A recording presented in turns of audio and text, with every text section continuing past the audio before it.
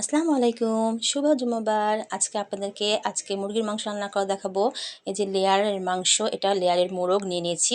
এখানে আমি মাংসকে ভালো করে ধুয়ে পরিষ্কার করে পানি ঝরিয়ে নিয়েছি। আমি সব মশলা দিয়ে দিলাম। এবার সরিষার তেল দিয়ে দিব।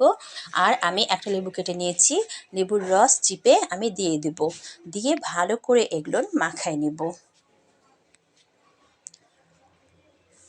যারা আমার চ্যানেলকে এখনও ফলো করেননি, ঝটপট আমার চ্যানেলকে ফলো করে দেবেন। লাইক শেয়ার কমেন্ট করতে ভুলবেন না। যারা আমার চ্যানেলকে দেখেন, কমেন্ট করেন, সবাইকে অনেক অনেক ধন্যবাদ। এই যে আমি এটার মশলাগুলো মাখিয়ে রেখে দিলাম কিছুক্ষণের জন্য। এবার আমি এগুলো পেঁয়াজ ভাজতে দিয়ে দিব। আমি কড়াই দিয়ে দিলাম, তেল দিয়ে দিলাম পরিমাণ মতো। এবার আমি পেঁয়াজ দিয়ে দিব। পেঁয়াজটা কিছুক্ষণ ভেজে নিব। আর আমি গোটা গোটা কয়েকটা রসুন দিয়ে দিব।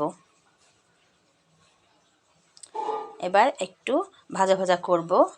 এটা রান্নাটার আসল উপকরণ হচ্ছে পালং শাক। আমি এটা পালং শাক দিয়ে রান্না করব। পালং শাক আমি ছোটো ছোটো করে কেটে ধুয়ে পানি ঝরিয়ে রেখেছি। এই যে আমার পেঁয়াজটা ভাজা হয়ে গেছে। এবার আমি পালং শাকটা দিয়ে দিলাম।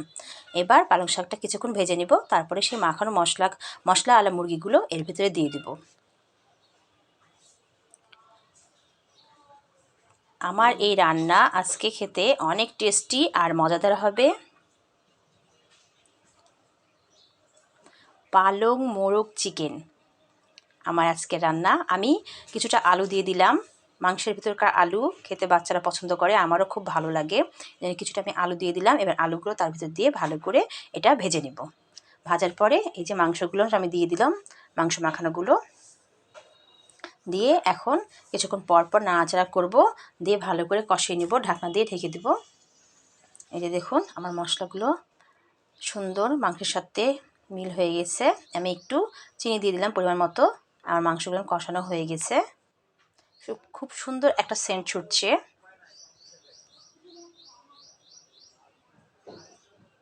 এবার আমি ফুটানো পানি দিয়ে দিব এর ভিতরে।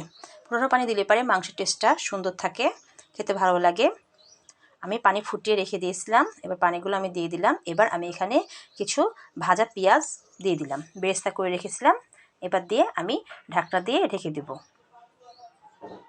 আর আমি একটু দারচিনি গুঁড়া এর উপর ছিটাই দেব। বাদবাকি মশলা আমি আগে দিয়ে নিয়েছিলাম।